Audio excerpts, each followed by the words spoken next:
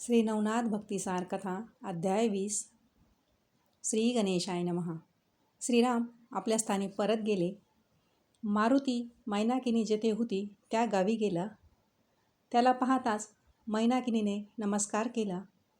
मारुती तिला म्हणाला, मैनाकिनी, तुला मी वचन दिले त्याप्रमाणे मच्छिंद्रनाथांचा व तुझा संग घडवून आणला आहे.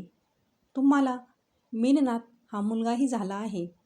आता मात्र मच्छिंद्रनाथाला हे राज्य सोडावे लागणार असे दिसते. त्यांचा शिष्य गोरक्ष मोठा सिद्ध प्रतापी आहे. तो इथे आला आहे. त्याने माझाही पराभव केला. मच्छिंद्राला इथून घेऊन जायचा त्याचा निर्धार आहे. तू काहीही करून गोड बोलून त्याला इथेच रमव, नाहीतर मच्छिंद्रनाथ गेलाच म्हणून समज. मारुतीने हे सांगितले तेव्हा मैनाकिनी घाबरून गेली. मैनाकिनी पूर्वी सिंहद्वीपात राहत होती. तेथे ती सर्वात सुंदर होती, म्हणून तिला पद्मिनी असे नाव पडले होते. एकदा सिंहद्वीपात ती आपल्या महालात स्नान करून उंच सौंधार तलावर शुभ्र वस्त्र नेसून उभी होती. आकाशात सहज तिची दृष्टी वळली. त्याचवेळी आकाशातून उपरिचर वसू विमानातून जात होता. त्याने त्याचे वस्त्र दूर होऊन त्याचे गुप्त अंग तिच्या दृष्टीस पडले. तेव्हा ती पटकन हसली. वसूला ते ऐकू आले. ती का हसली तेही त्याच्या लक्षात आले. तो रागावला. त्याने शाप दिला, तुझ्या मनात मजविषयी कामविकार उठला. तू हसलीस. तुला श्रीराज्यात राहावे लागेल. तेथे तुला कोणीही पुरुष दिसणार नाही. तिने प्रार्थना करून उपशाप मागितला. तेव्हा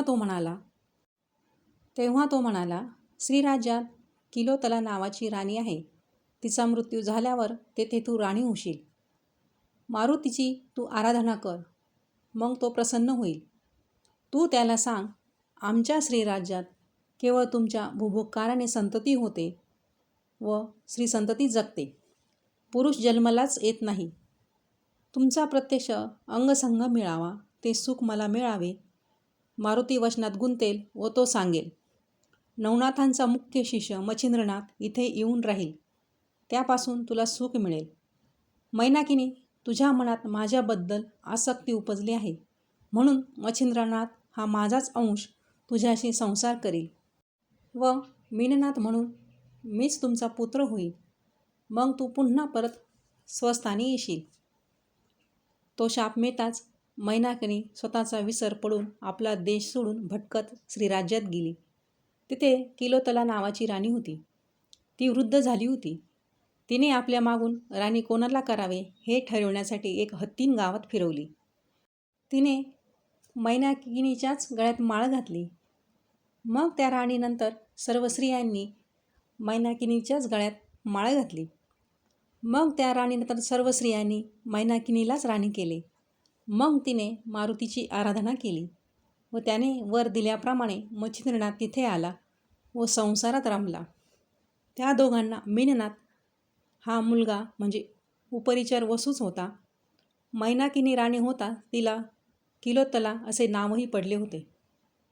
गोरक्षनाथ व कलिंगा यांच्यासह नर्तनकुशल स्त्रियांचा जथाशृंग मुरुड गावात आला. आपण आल्याची वर्दी कलिंगाने राणीकडे पाठवली. गोरक्षनाथ कलिंगेला म्हणाला, मला मृदंग वाजवण्याचे काम दे. कलिंगा म्हणाली, तुमचा हा पुरुष वेश तिथे काही उपयोग नाही. तेथे तुम्हाला आत घेणार कोण? गोरक्षनाथ म्हणाला, मी स्त्रीरूप घेतो. त्याने तात्काळ मंत्र म्हणून स्वतःचे रूपांतर स्त्रीमध्ये करून घेतले. कलिंगेला तो ओळखूही येईना. गोरक्ष म्हणाला, आता पहा. कलिंगा व तिच्याबरोबरच्या स्त्रिया म्हणाल्या, वा, अस्परेसारखे तुमचे हे रूप पाहून कोणीही भुलेल. कलिंगासुद्धा त्याच्यापुढे फिकी पडली. मग गोरक्षाने मृदुंग घेतला. सर्वजणी त्या दिवशी सभामंडपामध्ये गेल्या. मुख्य स्थानी मच्छिंद्रनाथ बसला होता. त्याच्याजवळ मैनाकिनी व त्याच्या मधल्या सिंहासनावर मीननाथ बसला होता. कलिंगा व तिच्या सख्या पैंजण बांधून नर्तन करू लागल्या. वाद्य वाजू लागली. मृदंगावर गोरक्षाने असे काही ताल व बोल वाजवून दाखवले की सभेतील सर्व स्त्रिया थक्क झाल्या. त्यावेळी गोरक्षाने मृदुंगाच्या साह्याने असे बोल काढले की ऐकताना चलो मच्छिंदर गोरख आया, चलो मच्छिंदर गोरख आया असा आवाज ऐकू येऊ लागला. तो आवाज हुबेहूब माणसासारखाच येत होता. तो ऐकताच मच्छिंद्रनाथ दचकला. कलिंगा तर संचार झाल्यासारखी नाचत होती. गोरक्षाला गंधर्वच अनुकूल होते. त्यामुळे संगीत, नृत्य, हावभाव, ताल, ताना सगळे काही अलौकिक मधून गोरक्षाच्या मृदुंगातून शब्द उमटत होते. चलो मच्छिंदर गोरख आया, चलो मच्छिंदर गोरख आया. आणि मच्छिंद्रनाथांची मुद्रा तर लाजेने काळवंडली. किलोतला जवळ बसली होती. तिने काळजीने त्याला विचारले. तो म्हणाला, काय सांगू, गोरख आया असे शब्द मृदुंगातून निघतात. काय भुताटकी आहे काही कळत नाही.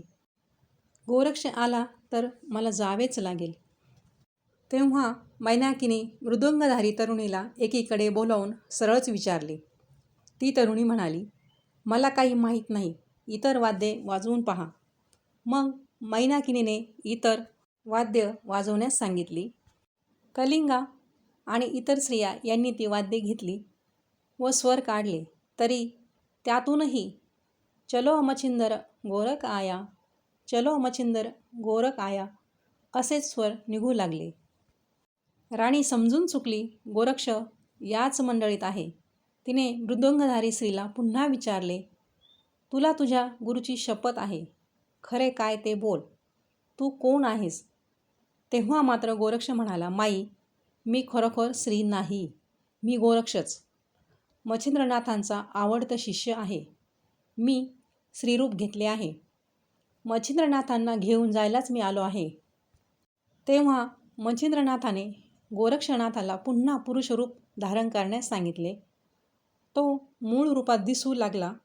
तेव्हा मच्छिंद्राने पटकन उठून गोरक्षाला मिठी मारली. ती गुरु शिष्याची भेट काय वर्णावी. दोघांच्या डोळ्यातून आसवांच्या धारा चालल्या होत्या. किती बोलू असे झाले होते. त्याने गोरक्षाला सर्व वृत्त विचारले. त्यानेही बद्रिकाश्रमामध्ये 12 वर्ष तप केले. मग तुमचा शोध घेत हिंडत राहिलो. कानिफाकडून माहिती कळाली. शोधता शोधता इथे आपले दर्शन झाले असे सांगितले. मग मच्छिंद्रनाथाने प्रेमाने एका मांडीवर गोरक्षाला व दुसऱ्या मांडीवर मीननाथाला बसवले. मच्छिंद्रनाथाने गोरक्षाला आपल्या हाताने सुग्रास अन्न भरवले. रात्रभर त्यांच्या गोष्टी काही संपेनात. इति श्री नवनाथ भक्तिसार कथा अध्याय 20 संपूर्ण. गोरक्ष जालंधर चर्पडाच्च अडभंग कानिफ मच्छिंद्रराध्या चौरंगी रेवनाक भरती संज्ञा भूम्याम बभूर्नवनाथ सिद्धः. गोरक्ष जालंधर चर्पडाच्च अडभंग कानिफ मच्छिंद्रराध्या चौरंगी रेवनाक भरती संज्ञा भूम्याम बभूर्नवनाथ सिद्धः.